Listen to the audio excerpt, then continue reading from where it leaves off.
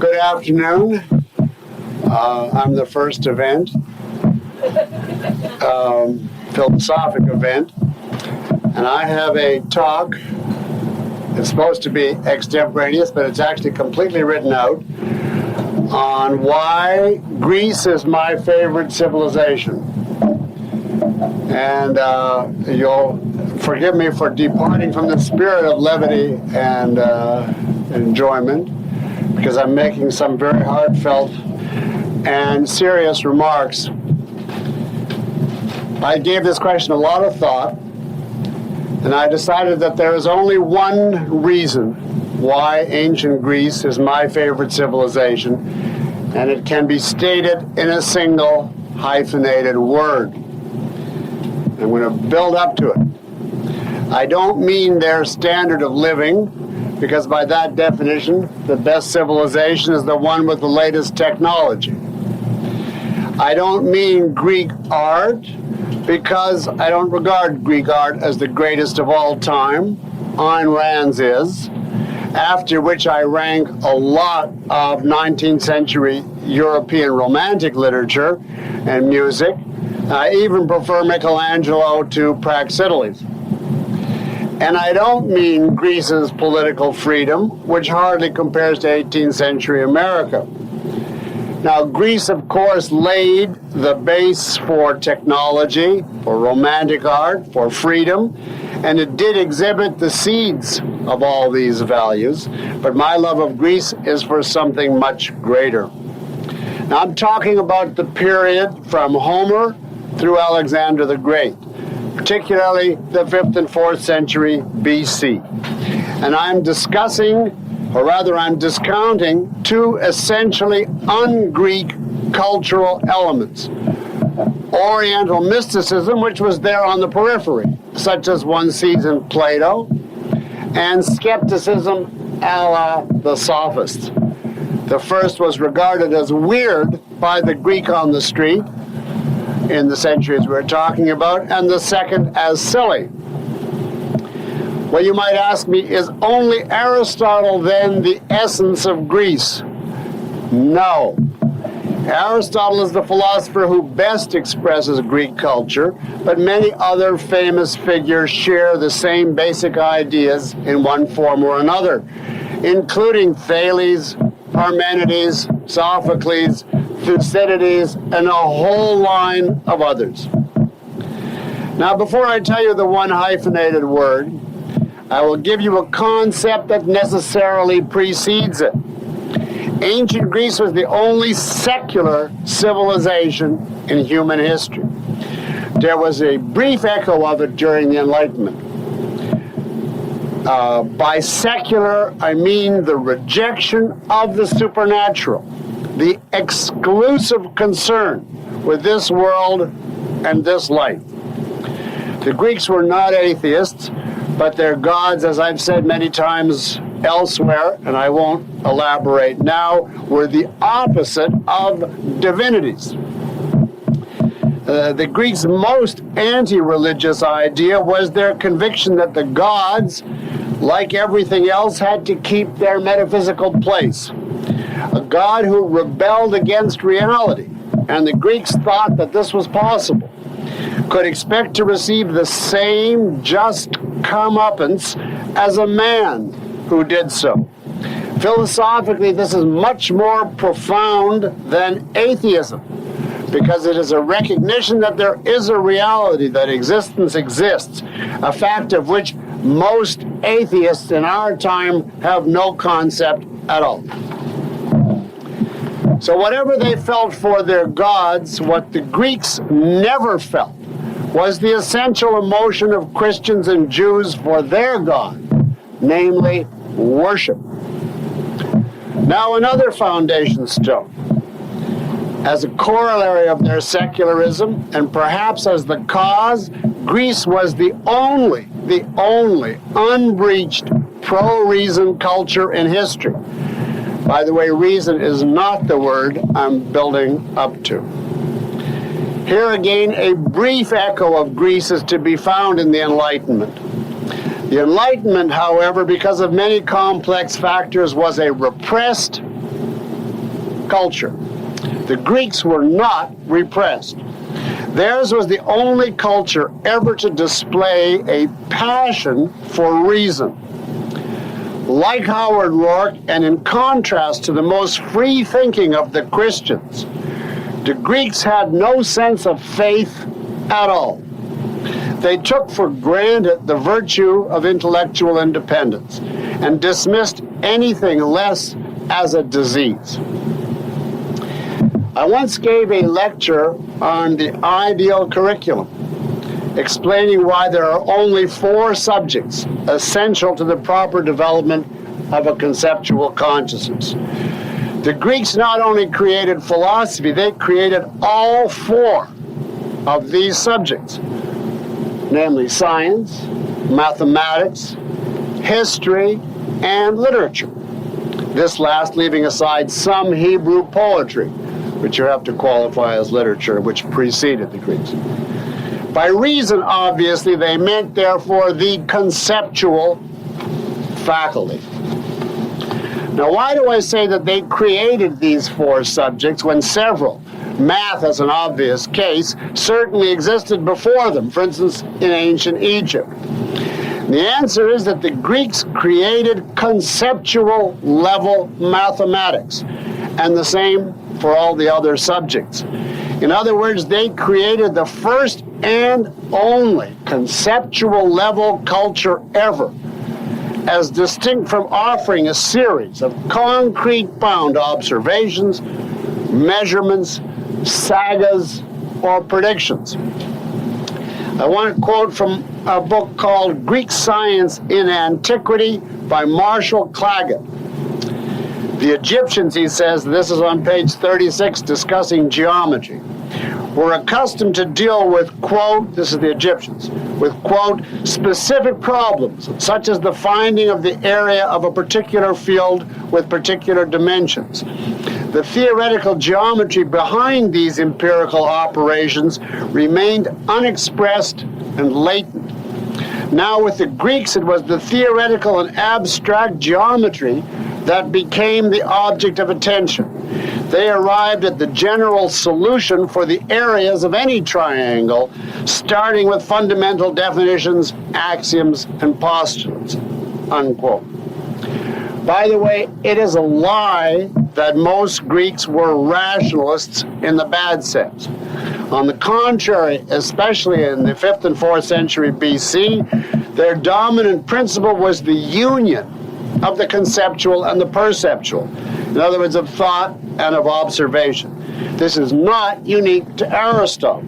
The insistence on this combination is explicit and impassioned in Hippocrates, in Thucydides, and many others. The Greeks did not play games with concepts the way modern rationalists do. They used concepts for one purpose, and that is to understand reality.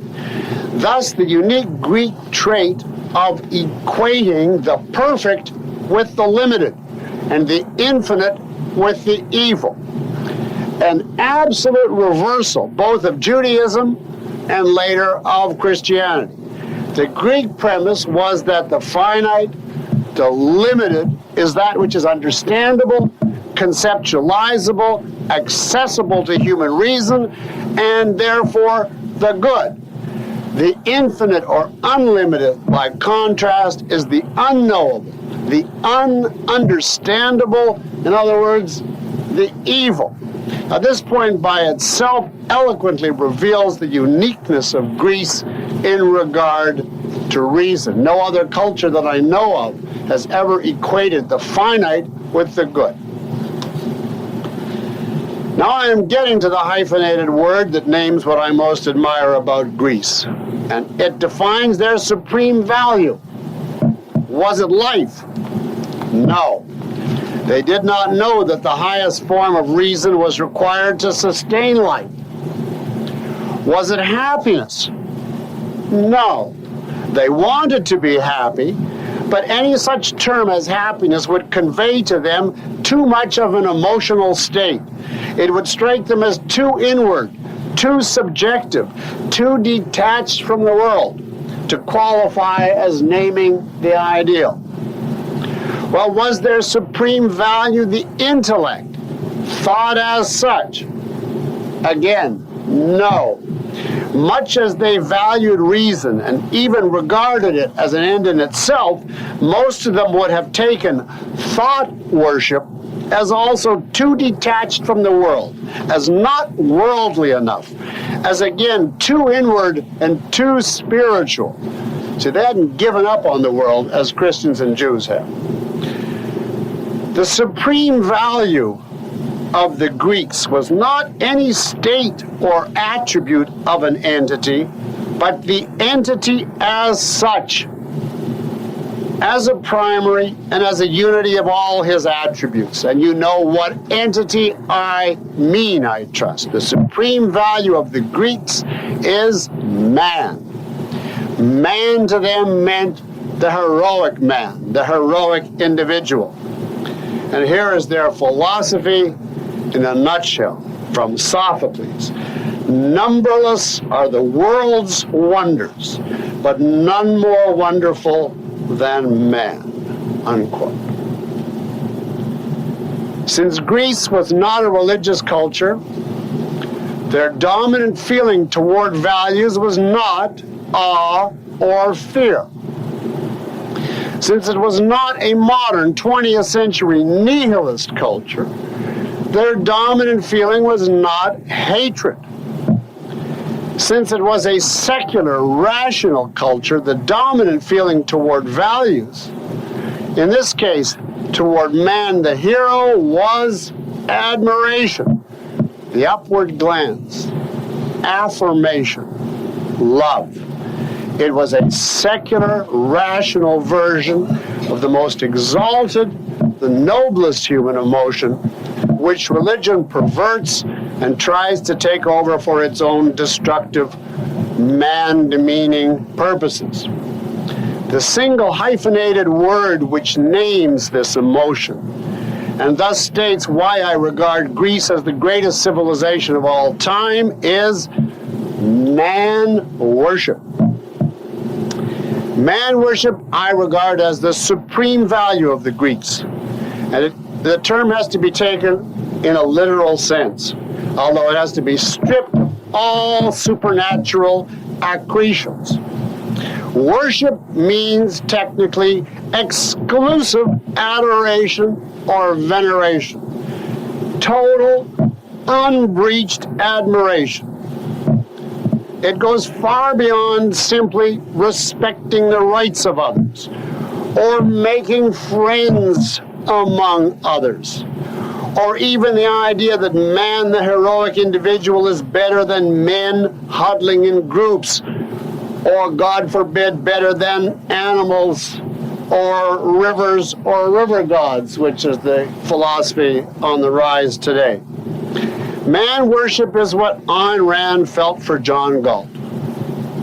Or to put it another way, even more appropriate for ancient Greece, it is the love that Gail Wynand felt for Howard Rourke, and which Ayn Rand stressed on that part in the Fountainhead late in the novel, if you remember, when the two of them went on an ocean trip together, and she later discussed that Wynand's feeling in her letters brought out by Dr. Berliner. The Greeks were the first and only true man worshippers ever before Ayn Rand.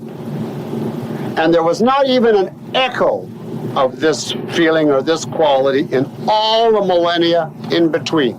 Nothing. Zero. Now, what is man that is the object of the Greeks' worship?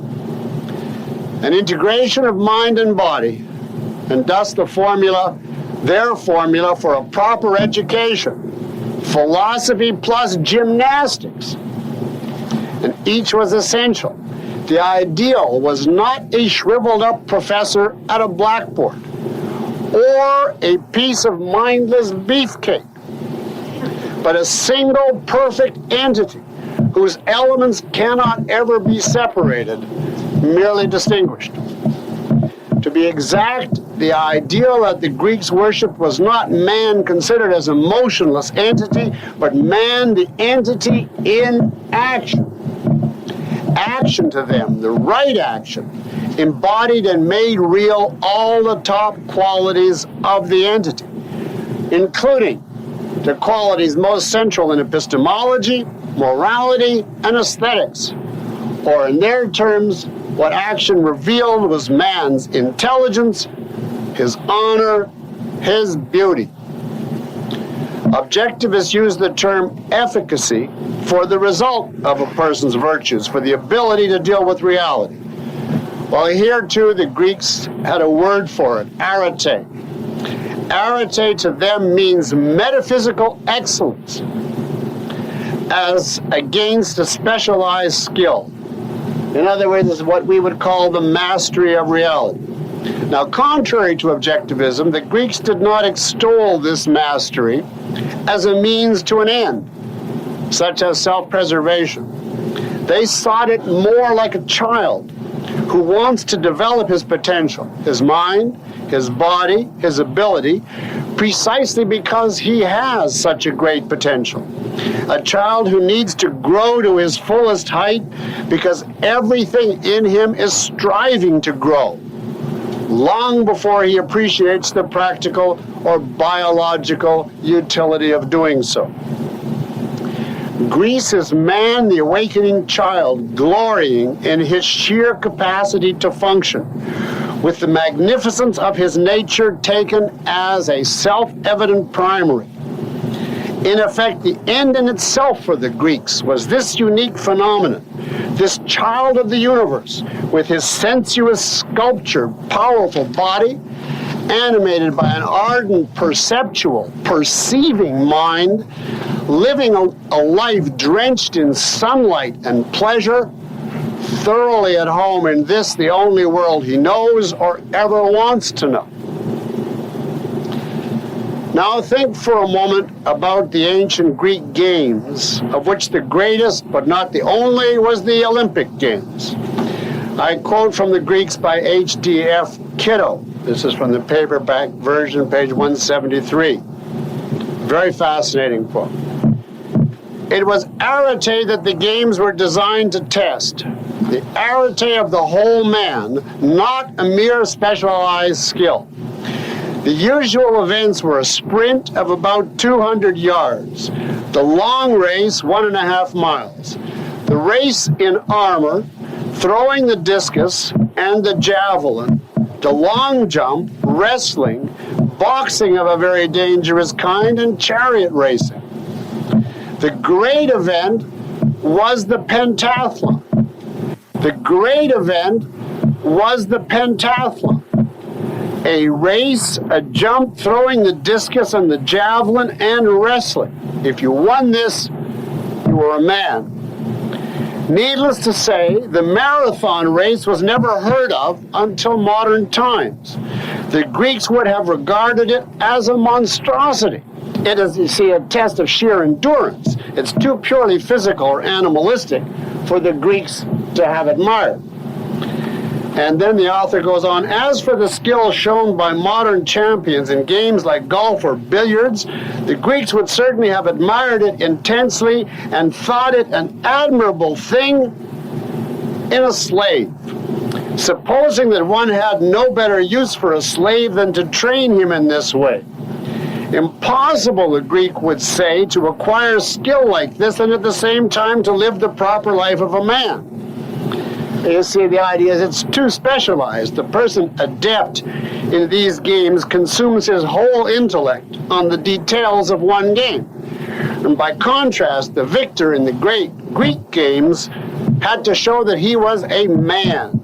He was indeed almost something more, a hero, and was treated as such by his fellow citizens, unquote. Now, the Greek games were performed without clothing. And classes, too, were usually held in the nude. I quote from a truly excellent book that I came across in a Maryland bookstore, of all places, called Athens and the Greek Miracle. A man whose name I don't know how to pronounce, C.P. Rodokanaki. He's obviously Greek. And this is page 119. Quote, class books played no part in the formation of young Greeks. The goal was to instill passionate admiration of beauty of mind and body. Young men trained their bodies naked under the clear sun of Greece. That was their schooling in aesthetics. Homer and the Greek sun were for centuries the only schoolmaster.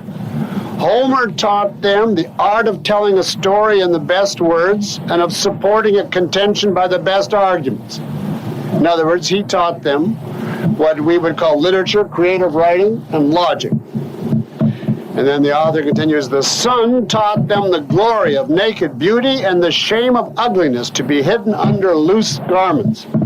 Unquote. Now this author goes on to develop a really fascinating parallel between nudity and thought.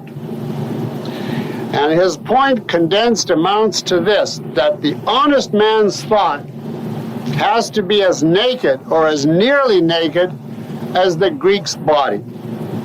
In other words, an idea must not be adorned or prettified or disguised by anything other than its essence. Only the most indispensable, that's his word, clinging form of verbal expression is to be permitted, just as only the most indispensable clinging garment, if any, is fit for the body. Only the word or the shred of cloth that emphasizes the essence but does not provide any cover-up for weakness or falsehood or mediocrity. Given our background of 2 millennia, it's a long time, of the Hebrews book of Genesis, plus this thing called the Oriental Jesus mystery cult, where, given the combination, where the only alternative we are offered in regard to nudity is Adam's shame at his body versus the exhibitionism of Southern California nudists who crawl around on all fours and smell each other's armpits. Given this background, I say the Greek attitude toward nudity, I think, is literally inconceivable by most people today. Literally inconceivable. And I suggest that some of you, including those of you who are lifetime objectivists, are literally unable to understand some perfectly healthy Greek phenomena in any terms other than sexual perversion. Can you understand, for instance, Aristophanes' poetic and loving and detailed and unhesitatingly published description of the body, including the genitalia, of a Greek boy who is oiling himself down in preparation for a gymnastics contest?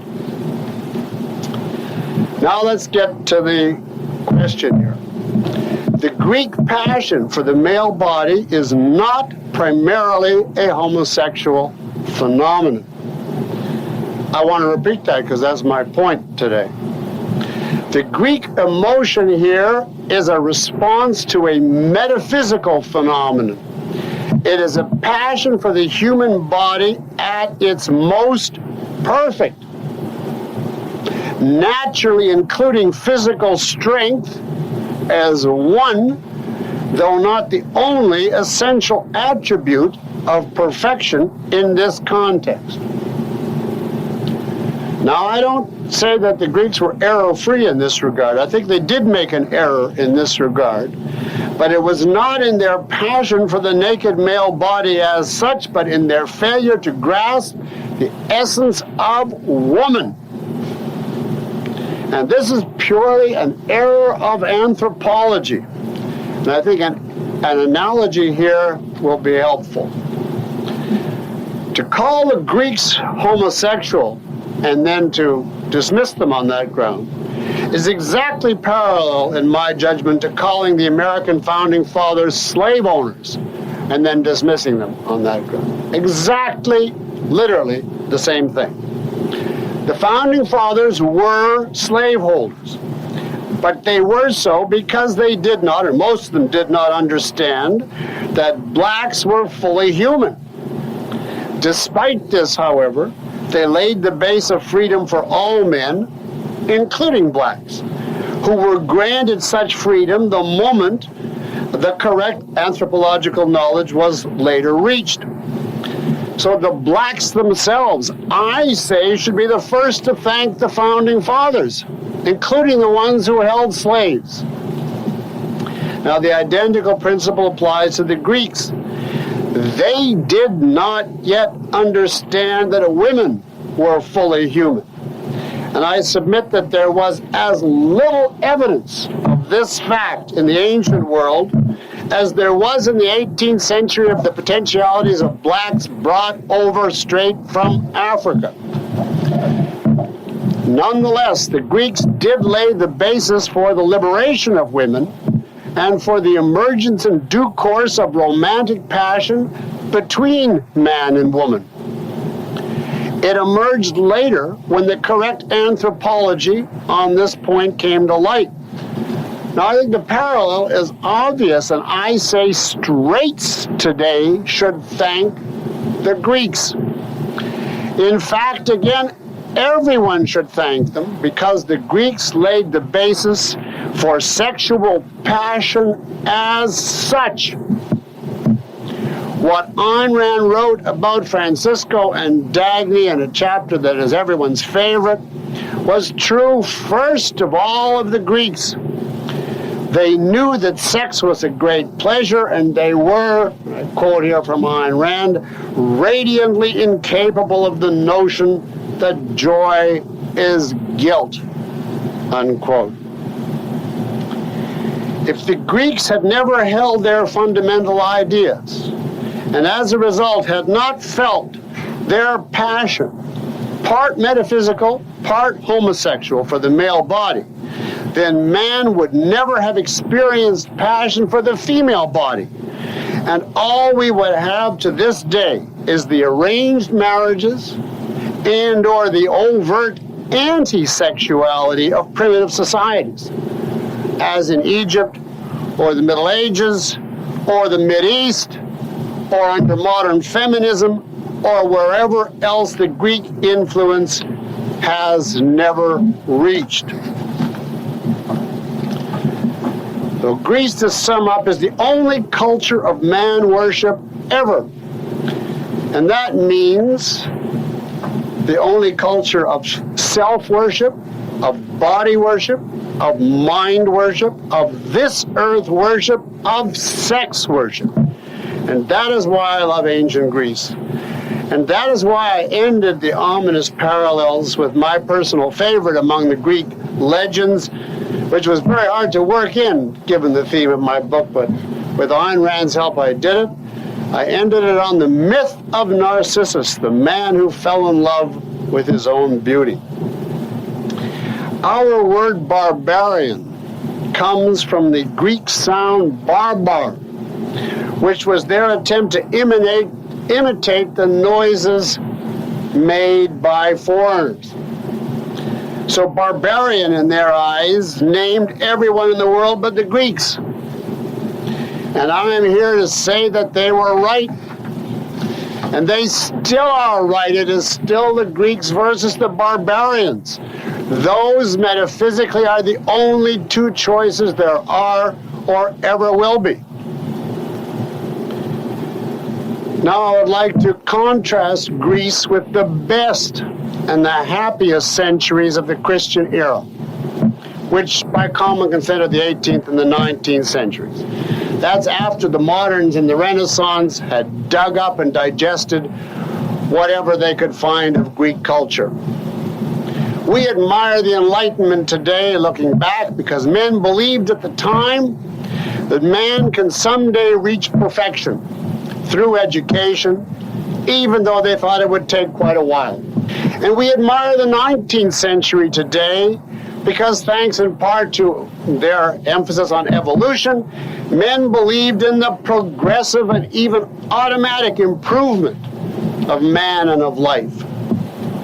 But to the Greeks, if we brought them back, these centuries, the most optimistic periods we have known since the malignancy of Christianity prostrated our species, I say these most optimistic periods would have seemed like valleys of depression.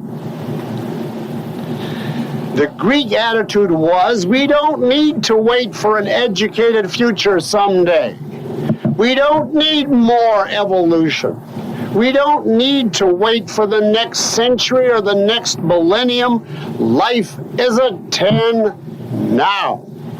Man is a 10 now. This is it. We are living it. Any essential change from this point would have to be a stride backwards, because you can't get better than perfect. Now, that is why I am making this particular pilgrimage. In my opinion, America is sinking fast, and this ship's journey is the closest I can ever get now to the spirit that I saw for 3 decades in the person of Ayn Rand. And I wanted to experience that feeling one more time as fuel. The feeling that I had known with her, and that is possible outside of her and the world she created, only in contact with ancient Greece. Now, Anthony, if you want to start serving the people, I'm going to propose a toast. And this is a toast to the father of philosophy, Thales. And it's a particularly appropriate time because he predicted an eclipse in 585 BC, which is the only date of Thales' life that we know, and which is therefore regarded as the beginning of all science and philosophy. It's the beginning of all thought. Believe it or not, in terms of the modern calendar, I just found this out last week. Thales predicted this eclipse on May 28th. So that is what, about 5 days ago. We are in effect on board this ship right now on the anniversary of the birth of the human mind, which was 2,582 years ago today, almost to the day. I'd like to ask you all to rise and to hear my toast, and at the end, to join me in drinking it. To Thales the man, and to the culture he started and still symbolizes. We have traveled across the globe to pay homage to your spirit and to say thank you. We pledge to carry your achievements further as far as it is possible for us, to carry them forward to a better age that has to be coming. We know that it has to be coming because, and here I quote John Galt speaking, I hope for the human species as such. Of course I am all right, Professor. I had to be A as A. Ladies and gentlemen, to the father of philosophy. Thank you.